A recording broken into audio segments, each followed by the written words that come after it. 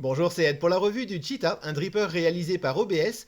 Il est proposé à un tarif tout ce qu'il y a de plus raisonnable. Il dispose d'un plateau Velocity et d'un flux d'air très aérien qui arrive par le dessus et sur le côté des résistances.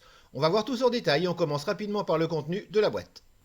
Dans la boîte, vous trouverez bien sûr le dripper, vous aurez également un tournevis en forme de clé Allen pour le plateau, vous aurez également une pochette de spare avec des joints, des vis de rechange, également deux résistances toutes prêtes, ainsi qu'un adaptateur 510 pour le dripper si vous préférez mettre un autre dripper que celui d'origine. Vous aurez également un mode d'emploi et un pad de coton. Et voilà le Cheetah en détail. C'est un dripper en 22 mm. Vous avez toutes ces caractéristiques ici. Il est relativement compact. À la base, on va avoir la connexion 510 qui n'est pas réglable. Le plot ressort suffisamment toutefois si vous voulez le mettre sur une connexion hybride, pas de souci. En haut de l'atomiseur, on va avoir les entrées d'air ainsi que le réglage du flux d'air. Absolument aucune ouverture sur la base, donc pas de risque de fuite. C'est déjà sa première qualité.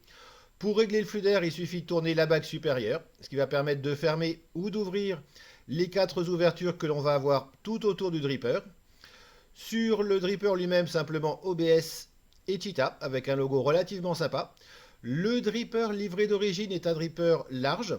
Vous pouvez l'enlever, même si c'est un petit peu difficile. Ça tient vraiment très très bien. Mais en insistant un petit peu, voilà, on le sort sans trop de soucis. Un drip type large. Si vous préférez le remplacer par un drip type 510, il va falloir utiliser l'adaptateur que vous avez dans la pochette de spare. Sinon, effectivement, le trou est bien trop gros pour mettre un drip type standard. Donc si vous voulez passer un drip type 510 classique, vous mettez l'adaptateur à l'intérieur et vous pourrez remplacer le drip type par n'importe quel drip type de votre choix. Très simple à l'extérieur, au niveau des finitions, pas de soucis. Clairement, ça n'est pas de la finition haut de gamme, ça n'est pas un dripper au tarif haut de gamme non plus. Cela étant, il n'y a rien de particulier à lui reprocher, ça fonctionne très bien, les finitions sont plutôt agréables. Pensez simplement à bien le laver et bien le rincer avant de vous en servir. Quand vous allez sortir de la boîte, il restera effectivement des traces d'huile d'usinage dessus, donc ça vous fera un goût plutôt pas terrible. Par contre, tout rentre dans l'ordre dès que vous l'avez bien lavé et bien rincé.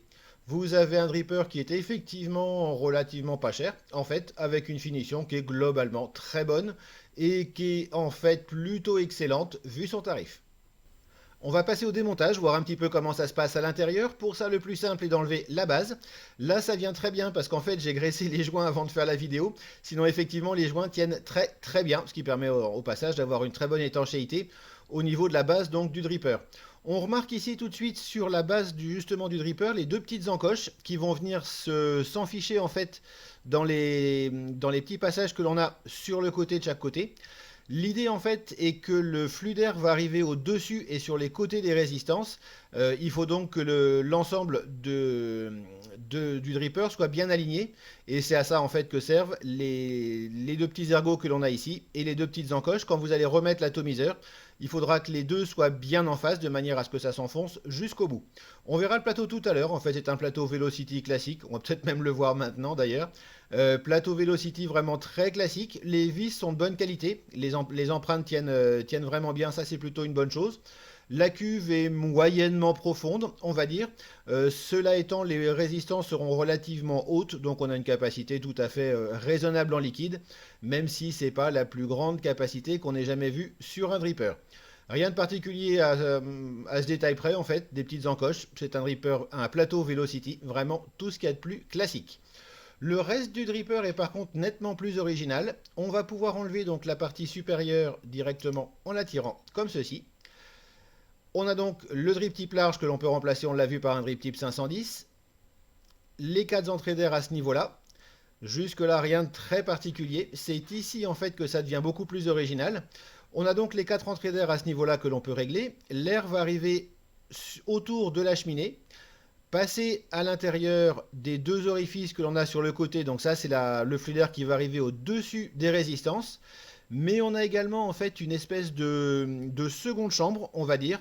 On la voit juste au bord ici, tout autour du dripper, à ce niveau-là et à ce niveau-ci, qui va permettre à l'air d'arriver également par les trous que l'on a à ce niveau-là, sur le côté de la résistance. On a donc un flux d'air par le dessus et sur le côté pour chacune des résistances.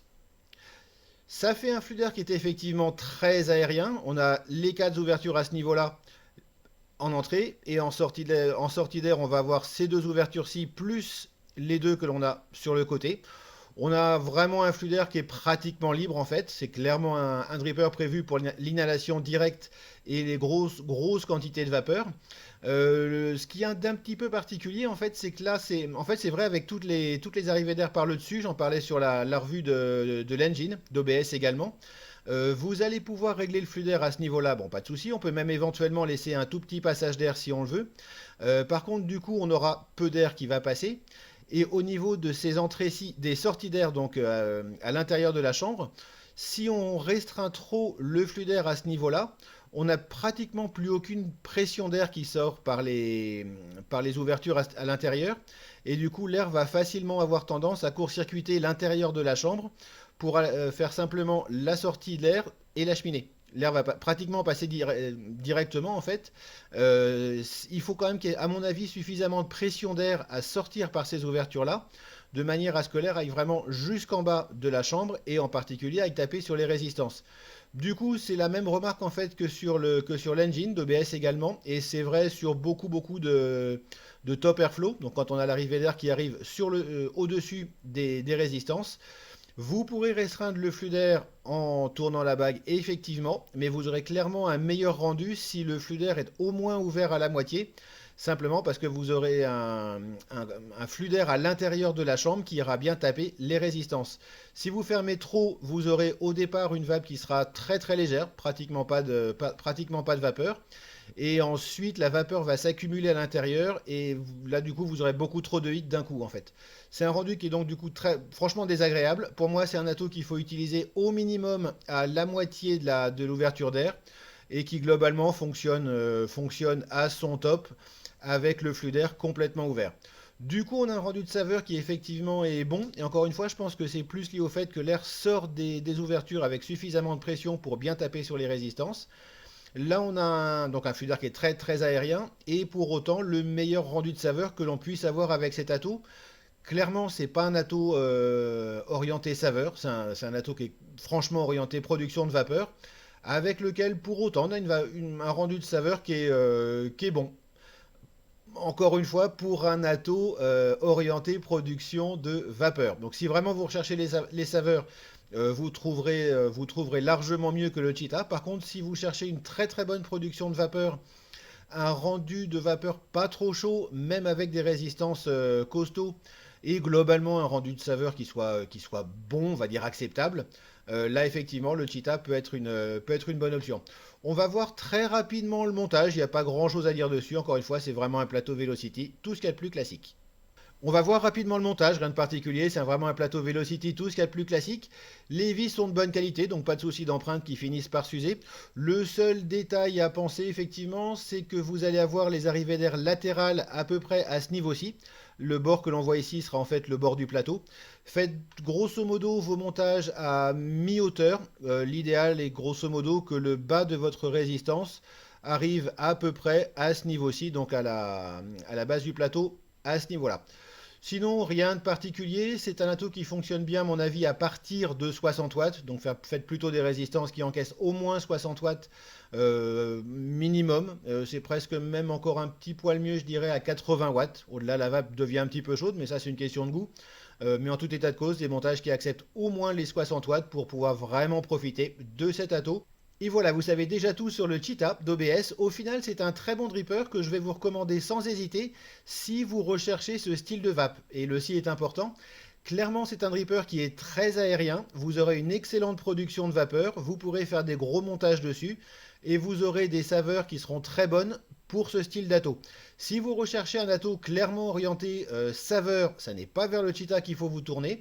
Si vous recherchez par contre effectivement un dripper très aérien, qui ne fuit pas puisque l'arrivée d'air est par le dessus, et qui a pour ce style d'ato un très bon rendu de saveur, là le Cheetah sera tout à fait indiqué. D'autant plus que ses finitions sont très bonnes et que son tarif est tout ce qu'il y a de plus abordable.